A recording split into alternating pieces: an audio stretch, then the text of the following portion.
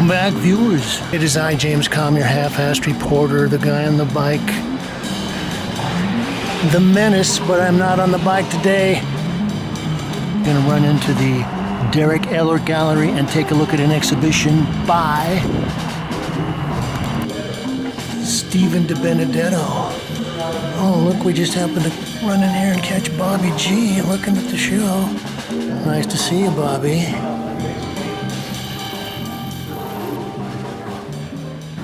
Well, this is a large show. He's got 17 paintings in the show.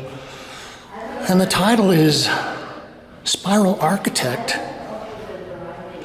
And this is titled Helicopter Neverlands. And this is a big painting. Let's see, this is 96 by 60, so we're talking 8 by 5 feet. Actually, gosh, I remember a whole series of paintings, maybe a show that was titled about helicopters.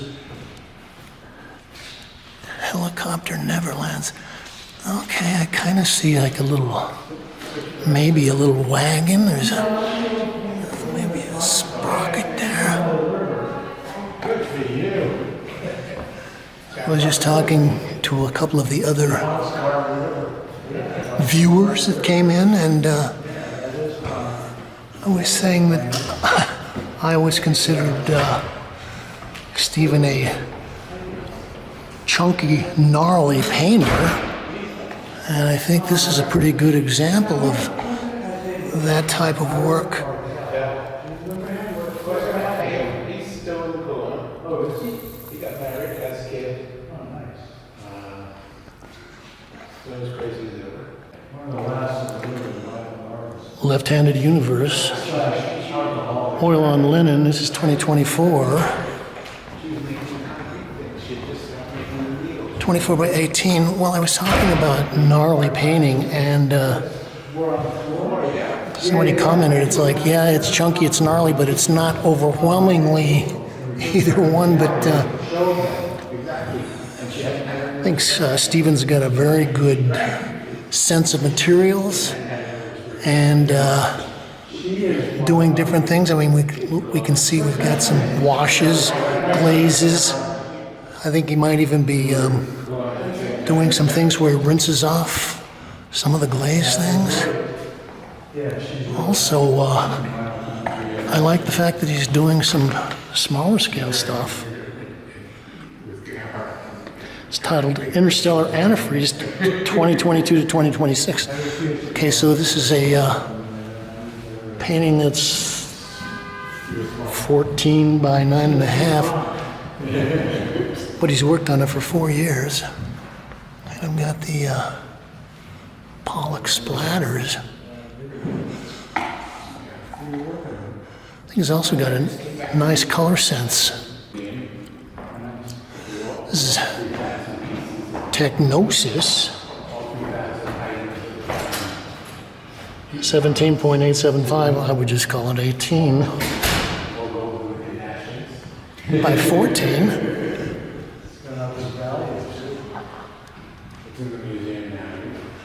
I think one of the things I also like is that there is a kind of homogeneous surface on these. Some people would do a painting and they would have parts of it that would be like extremely worked up, and other parts that would be more vacant, kind of open space. This is all pretty equally worked up, piled on, chunked up. It's titled Stalker 2026. 21.5 by 15. Oh, I got another big painting. Painting was the first screen. Again, 96 by 60, so that's 8 by 5. So painting was the first screen. I think that probably is in relationship to video screens, computer screens, cell phone screens, TV screens, movie screens. And gosh, I imagine even the wall in the Neanderthals' caves were probably screens. Okay, again, a lot of interesting stuff going on here as far as the layering of paints, the different techniques of putting stuff on there. People had things. Yeah, and thought.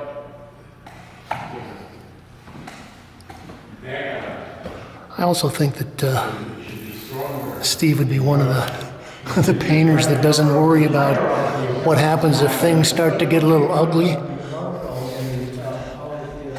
Guess maybe that's part of the gnarly part.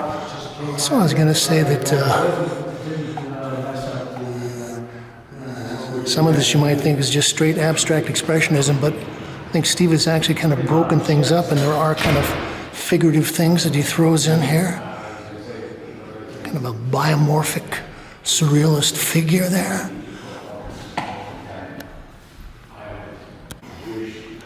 Oh, okay. And the other was to parse. Parabola, oil and linen, 19 by 15 inches. Oh, I like this. This is another thing that's in this article I have to reread it. Really appreciate the kind of the circles and the linear parts of this. It talks about the evolution of the Hebrew God from El to Yahweh. And El was the first God. And it's in the name, Israel. Astral rejection, okay, as opposed to astral projection. Come up to the astral realm and they say, Yes. we're not going to let you beyond the velvet rope here. God was Yahweh was a God It's 20 by 14. of storms and war. And I think that they were, under some. I think Steve probably does some sanding on those as well. Great to see you guys. I guess this would be the biggest piece in the show. This is titled Octopus Paradox. And, okay, that kind of looks like a diagram of an octopus.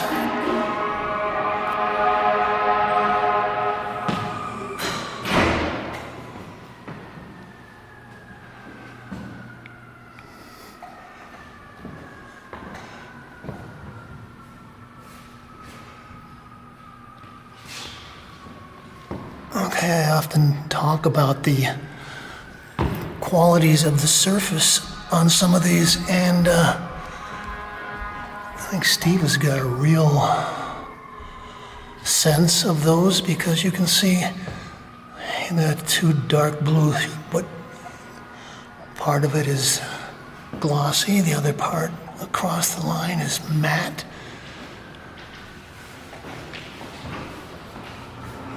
Some of it's pretty flat and thin, other parts are nubby.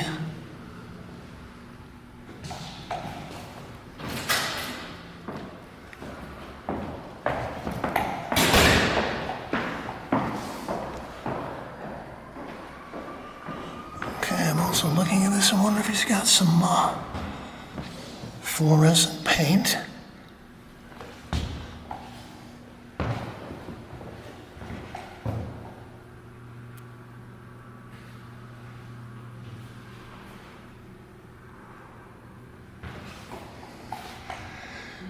Well, I bumped into Steve over at a performance thing that was happening at Canada Gallery 6 or 8 months ago, and I didn't know it, but I think Steve was also saying he's a musician, and I believe that the band that was playing it borrowed his drum kit.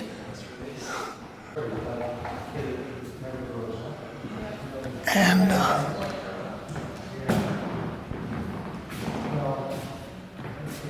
there's a lot of stuff under the surface here.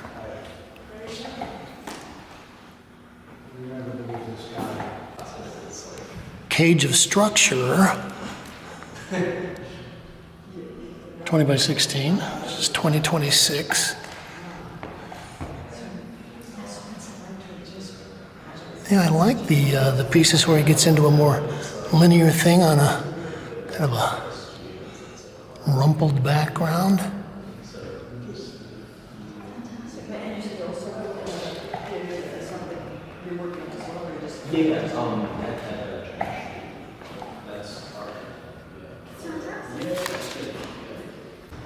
It's titled Revisions 2025, 18 by 16. Well, I was talking about seeing one of Steve's shows where he was doing paintings with helicopters, and we saw another one where he was doing paintings with octopuses, and I think he's got a lot of pieces that are kind of combining the helicopter and the octopus. And, well, that's a pretty interesting kind of surrealistic twist.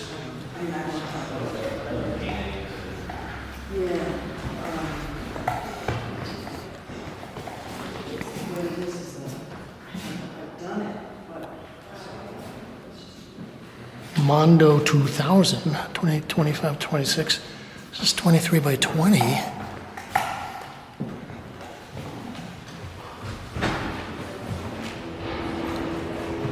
think Steve is also one of the people that can do very, very intense small paintings. And as I was saying, some of them kind of have figurative references. And, but he does a pretty good job of masking that or covering it over with the paint, the scumble. Okay, let's go in the back room. Okay, here's a piece I wouldn't have recognized as one of Steve's pieces. This is titled, I guess appropriately, Okay, I Lied. 14 by 11. And yeah, I like working with dots.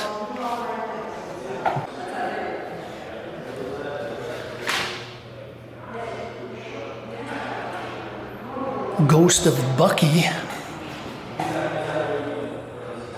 Okay, so I'm looking at this and thinking that it's red, but the more I look at it, I realize it's not exactly red. It's kind of a magenta red.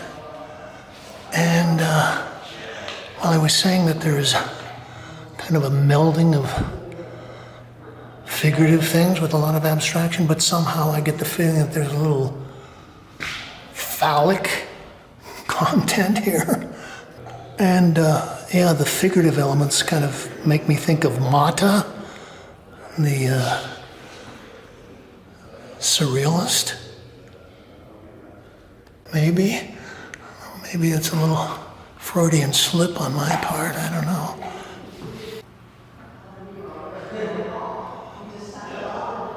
Vegan Robot, 2002 to 2026. Okay, folks, so this one technically has been in process for 24 years. There's probably a lot of, well, some people who will be watching this that are younger than the painting.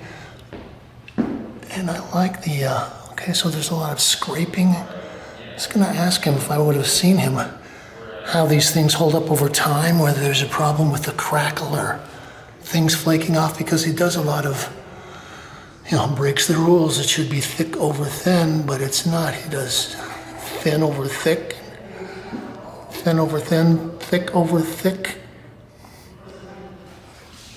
But yeah, 20 years is a long time to labor on a painting.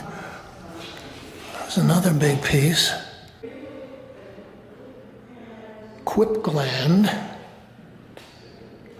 This is 88 by 74.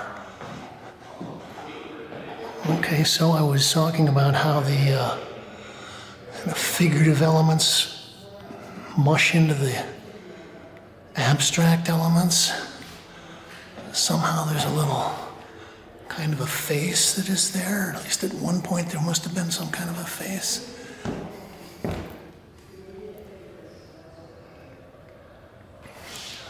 Also, I like his kind of sectioning this off into quadrants and then painting the grounds different colors.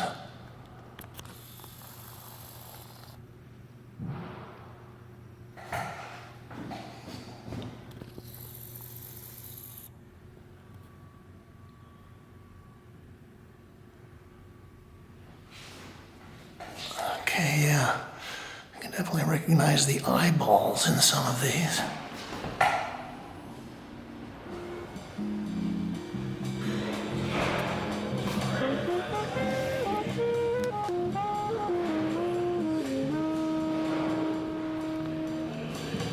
So this has been James Klam reporting on Stephen DiBenedetto. Hey, Jason Stopa. And architect, spiral architect at the Derek Eller Gallery. Hello. Hi. Oh, I like the eyebrows on that guy. So you can like this, share, link it up to all your social media sites. You can leave your thoughts, ideas, comments, criticisms, and reviews below. And the only thing that we ever ask you to do is to say, thank you, Kate.